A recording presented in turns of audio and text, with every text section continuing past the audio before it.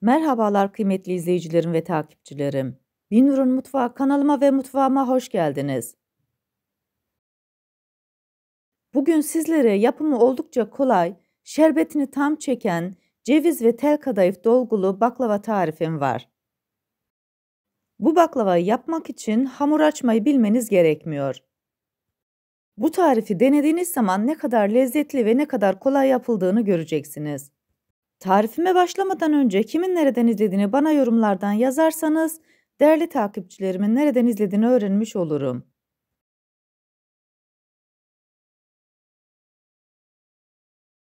Sizleri daha fazla bekletmeden baklavanın yapımına geçiyorum. Herkese iyi seyirler.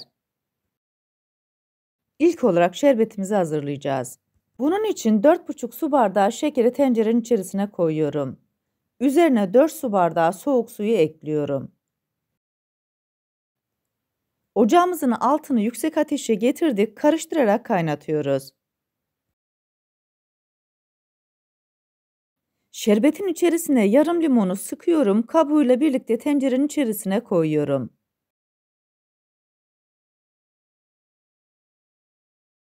Şerbetimiz kaynamaya başladıktan sonra ocağın altını kısık ateşe getiriyoruz. 15 dakika boyunca şerbet kısık ateşte pişecek. 15 dakikanın sonunda şerbet oldukça güzel kıvamını aldı. Artık soğuması için kenara alıyoruz. Biz de bu arada 150 gram tereyağını erittik. İçerisine 1 çay bardağı sıvı yağını ekliyorum.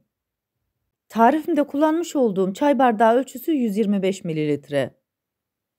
Şöyle bir karıştırdıktan sonra kenara alıyorum. 300 gram tel kadayıfı genişçe bir kasenin içerisine koydum, aralarını açıyorum. Bu arada tarifimi buraya kadar izleyip beğendiyseniz ve hala kanalıma abone değilseniz, abone olup beğeni ve yorumlarınızla beni desteklerseniz çok sevinirim.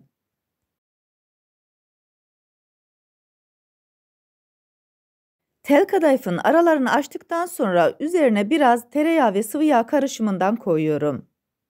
Bu tereyağını 3 seferde kullanacağız. Bir kısmını kadayıfın içerisine koyuyorum. Bir kısmını baklavalık yufkaların üzerine süreceğim. Kalanı da en son aşamada baklavaların üzerine tamamen dökeceğim. Kadayıfın içerisine yağ koyduktan sonra güzelce her tarafına geçmesini sağlıyorum. Bu aşamada kadayıfların hepsinin yağ bulandığından emin olun. Bütün malzemelerimizi hazırladık. Kadayıfımız hazır, tereyağı ve sıvı yağ karışımımız hazır ve içerisine koymak için cevizimizi hazırladık. Bu tarifimde sadece 16 adet baklavalık yufka kullandım. Yufkanın üzerine açıyorum. Hiç birbirinden ayırmadan bu şekilde devam edeceğiz. Yarısına gelinceye kadar tel kadayıflarından koyuyorum. Koymuş olduğunuz tel kadayıflarının topak topak olmamasına özen gösterin. Yufkanın üzerine koyduktan sonra aralarını biraz açın. Böylelikle her tarafa eşit oranda kadayıf koymuş oluyoruz. Yufkanın kalan kısmını tereyağı ve sıvı yağ karışımıyla yağlıyorum. Diğer tarafını yağlamıyoruz. O kısımda yağlı olan kadayıflarımız var. Bu tarifimde bir kase ceviz kullandım. Cevizleri çok ufak olmayacak şekilde rondodan geçtim. Daha sonra kadayıfların üzerine serpiştiriyorum. Uç kısmından 2 adet baklavalık yufkayı çıkartıyorum. Daha sonra ne çok sıkı ne de çok gevşek olmayacak şekilde rulo yapıyorum. Kadayıflı olan bölümden başlayarak diğer uca doğru rulo yapıyorum. Ben bu baklavayı cevizli yaptım. Sizler kendi damak zevkinize göre Antep fıstığı ya da fındık da koyabilirsiniz.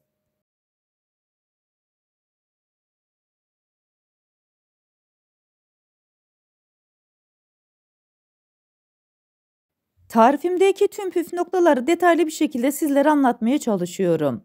Ancak yine de aklınıza takılan bir kısım olursa bana yorumlardan yazabilirsiniz. Oradan da elimden geldiğince sizlere dönmeye çalışıyorum. Kullanmış olduğum bütün malzemeleri videomun altındaki açıklama kısmında ölçüleriyle birlikte paylaşıyor olacağım. İsterseniz oradan da bakıp faydalanabilirsiniz.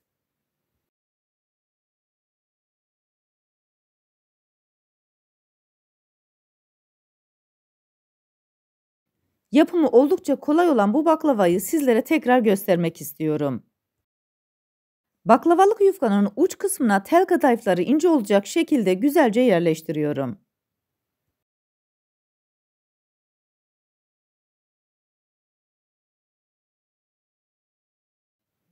İri bir şekilde rondodan geçmiş olduğum cevizlerden tel kadayıfların üzerine serpiştiriyorum. Kalan boş kısmını da tereyağı ve sıvı yağ karışımıyla yağlıyorum. Diğer kısma kesinlikle koymanıza gerek yok. 2 adet baklavalık yufkayı alıyorum, kadayıf koymuş olduğumuz bölümden başlayarak rulo yapıyorum. İşte yapımı bu kadar kolay. Yufkaları alıp kesme tahtasının üzerine koyuyorum. Üçerli olacak şekilde 2 parmak aralıklarla kesiyorum. Böylelikle kesmiş olduğumuz baklavaların hepsi aynı ölçüde olmuş oluyor.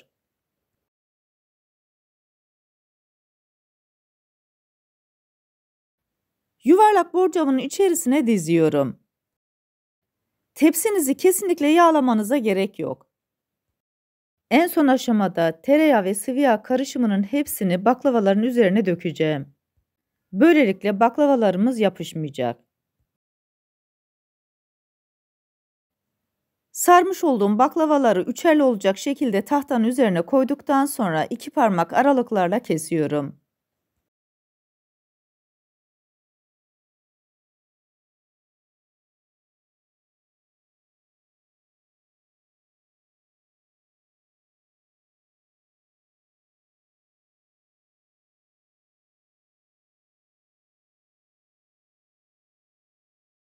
Baklavaları direkt bu şekilde koymuyoruz.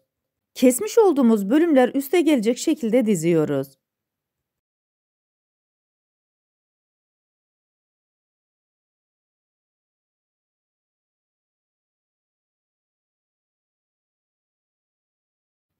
Tepsimizin içerisine bu şekilde doldurduk. Kalan sıvı yağ ve tereyağı karışımının hepsini baklavaların üzerine döküyorum. Bu arada fırınımızı da 180 derece alt üst ayara açtık. Baklavalarımızı sıcak fırına koyacağız.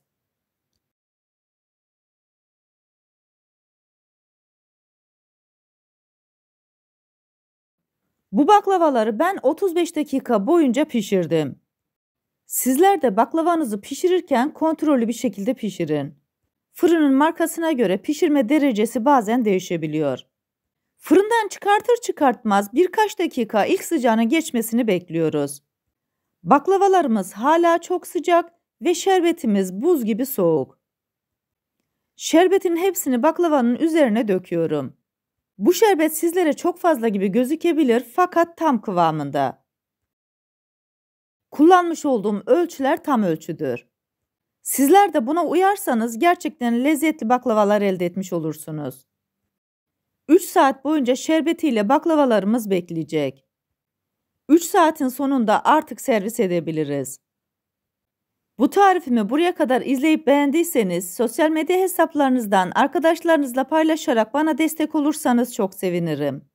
Ayrıca kanalımda birbirinden güzel diğer tariflerim var. Onlara da göz atmayı sakın unutmayın.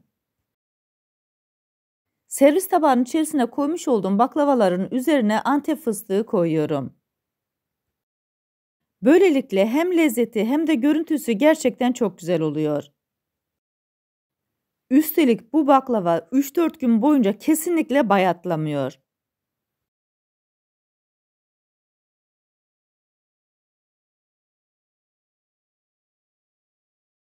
Sizlere bir de bu güzel tatlının iç dokusunu göstermek istiyorum. Çıtır çıtır, şerbetini tam çeken oldukça lezzetli baklavalarımız oldu. Bu leziz baklavayı yapıp deneyecek olan herkese şimdiden afiyet olsun. Siz bu tarifimin son halini seyrederken ben de sizlere veda etmiş olayım. Bir tarifimizin daha sonuna geldik. Videomu izlediğiniz için teşekkür ederim. Bana destek olmak için tarifimi beğendiyseniz beğenmeyi, Abone değilseniz abone olmayı, yeni tariflerimi izlemek için bildirim zilini açmayı, tariflerimi sevdiklerinizle paylaşmayı unutmayın. Her şeyin gönlünüzce olması dileğiyle, hoşça kalın, afiyetle kalın, Allah'a emanet olun.